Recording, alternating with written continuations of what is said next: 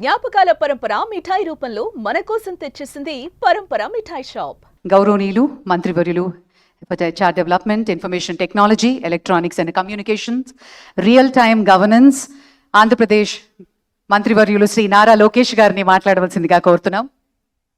వేదికమైన ఉన్న పెద్దలందరికీ, అదేవిధంగా ఈ కార్యక్రమానికి విచ్చేసిన ప్రతినిధులందరికీ పేరు పేరున నా హృదయపూర్వక నమస్కారాలు. ఈరోజు బాలయ్యబాబు గారి అల్లుడుగానో లేదంటే ఆంధ్ర రాష్ట్ర మంత్రిగానో ఏ పాత్ర ఈరోజు నేను వహించాలో నాకు అర్థం అవని పరిస్థితి. వాస్తవంగా చూస్తే ఒక చరిత్ర రాయాలన్నా, అది మళ్ళీ తిరిగి రాయాలన్నా అది కేవలం ఒక బాలయ్యబాబు గారితోనే సాధ్యం. మీ అందరికీ ఆయన బాలయ్యబాబు నా ఒక్కడికే ముద్దల మావయ్య. 50 సంవత్సరాలు సినిమా రంగంలో, అదేవిధంగా రాజకీయాల్లో కూడా ఒక ప్రత్యేక స్థానం సాధించుకున్న వ్యక్తి బాలయ్యబాబు గారు. ఒకసారి చూస్తే ఒక మాస్ మహారాజా అన్న పదాన్ని తిరిగి రాసిన వ్యక్తి మన బాలయ్యబాబు గారు. ఈరోజు అందరికీ ఫ్యాన్స్ ఉంటారు, కానీ మన మాస్ మహారాజాకి మటుకు డైహార్డ్ ఫ్యాన్స్ అనేవారు ఉంటారు. ఆయన ఒక్కసారి ఆయన చరిత్ర చూస్తే 1974లో తాతమ్మ కళ సినిమాలో ఆయన టాలీవుడ్కి వచ్చి ఇప్పుడు ఏకంగా అఖండ 2 వరకు కూడా ఒక ప్రత్యేక స్థానం ఆయన సాధించుకున్నారు. అందరికీ వయసు పెరుగుతుంది, కానీ బాలయ్యబాబు గారు మటుకు ఎప్పుడు ఒక యంగ్స్టర్గానే ఉంటారు. ఆయన సీక్రెట్ ఏంటో ఇప్పుడు కూడా నేను తెలుసుకోలేకపోతున్నా. ఆయనకున్నంత ఎనర్జీ మా తరంలో ఎవరికి లేదు.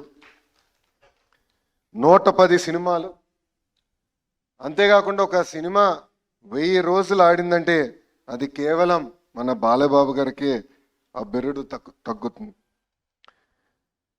ఒకే జానర్ కాదు, మైథాలజీ కానీ, ఫోక్లోర్ కానివ్వండి, హిస్టారికల్ కానివ్వండి, devotional, socio fantasy, biopic, science fiction, ఏ పాత్ర వహించినా కూడా మన బాలయ్యబాబు గారు దానికి జస్టిస్ చేస్తాం జరిగింది. మనం ఒక్కసారి చూస్తే గౌతమిపుత్ర శాతకర్ణిలో మీసం మిలేస్తాం కానివ్వండి, లేదంటే ఒక సింహం లాగా అఖండాలో ఆయన గర్జిస్తాం కానివ్వండి, అది కేవలం ఒక బాలయ్యబాబు గారితోనే సాధ్యం. నా పాదయాత్రలో ఆయన డైలాగులు నేను చాలా వాడా. ఆ రోజు ఎందుకు వాడానంటే అక్కడ బాలయ్యబాబు గారు లేరు కనుక. కానీ ఈరోజు ఆయన ముందల ఆ డైలాగులు మళ్ళీ నేను వాడే పరిస్థితి ఉండదు. బాలయ్యబాబు గారు ఏంటంటే ఒక ప్రొడ్యూసర్ కానివ్వండి, ఒక డైరెక్టర్కి ఒక డ్రీమ్ యాక్టర్. ఆయన ఎప్పుడూ ఇండస్ట్రీ గురించే ఆలోచించే వ్యక్తి. కోవిడ్ వచ్చినప్పుడు కూడా ఏకంగా సినిమా రంగమే ఒక సంక్షోభంలో ఉంటే ఆయన స్టార్ట్ చేసిన సినిమా ఎన్ని ఇబ్బందులున్నా పూర్తి చేస్తాం కూడా ఆనాడు జరిగింది. అంతేకాకుండా ఇప్పుడు ఓటీటీ బాలకృష్ణ గారు నాకు బ్రహ్మని చెప్పింది, ఒక టాక్ షో చేయాలనుకుంటున్నారు. నేను అప్పుడు అనుకున్నా, ఇది సాధ్యమా? మాస్ మహారాజా ఒక టాక్ షో చేయగలుగుతారా, అది సాధ్యమా అని అనుకున్నా.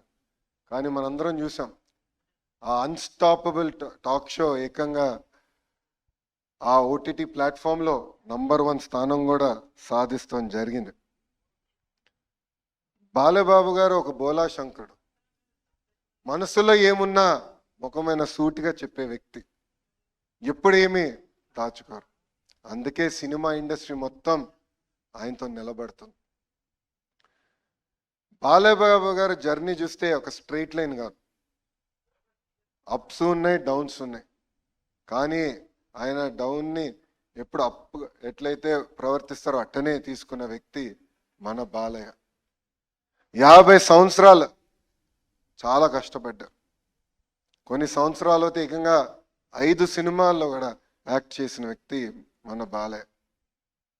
సో చరిత్ర రాయాలన్నా, తిరిగి రాయాలన్నా కేవలం మన బాలయ్యబాబు గారితోనే సాధ్యం. అంతేకాకుండా ఆయనలో ఉన్న హ్యూమనిజం కూడా నేను చెప్పాల్సిన అవసరం ఉంది.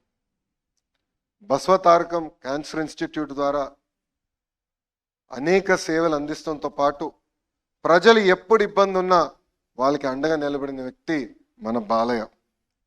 గతంలో వరదలు వచ్చిన సమయంలో అటు తెలంగాణ కానివ్వండి, ఆంధ్ర రాష్ట్రానికి 5 లక్షల రూపాయలు సీఎం సహాయ నిధికి ఆర్థిక సహాయం చేస్తాం కానివ్వండి, కోవిడ్ సమయంలో కూడా ఆనాడు 25 లక్షల రూపాయలు ఆయన అందిస్తాం కూడా ఆయనలో ఉన్న హ్యూమనిజం బయట పెడుతుంది. నిజంగానే ఇలాంటి వ్యక్తి సినిమా ఇండస్ట్రీలో లేరని నేను బలంగా భావిస్తున్నా. బాలేబాబు అనే వ్యక్తి ట్రూలీ అన్స్టాపబుల్. అందుకే ఈరోజు world book of records UK ఏకంగా 50 సంవత్సరాలు ఒక లీడ్ యాక్టర్గా యాక్ట్ చేసిన ఏకైక మన బాలయ్యకి అవార్డు ఇస్తాం. ఒక తెలుగు జాతికి, తెలుగు ఇండస్ట్రీకి గర్వకారణమని ఈ సభాముఖంగా మీ అందరు తెలుపుకుంటూ, నాకు ఇంత అద్భుతమైన అవకాశం ఇచ్చిన ఆర్గనైజర్స్కి, నా ఒక్కడికే ముద్దల మావయ్యగా ఉన్న బాలబాబు గారికి నా హృదయపూర్వక ధన్యవాదాలు తెలుపుకుంటూ మీ అందరి దగ్గర నుంచి సెలవు తీసుకుంటున్నా. అందరికీ నమస్కారం. జై హింద్. సుమన్ టీవీలో మీ పర్సనల్ అండ్ బిజినెస్ ప్రమోషన్స్ కోసం కింది నెంబర్కి కాంటాక్ట్ చేయండి.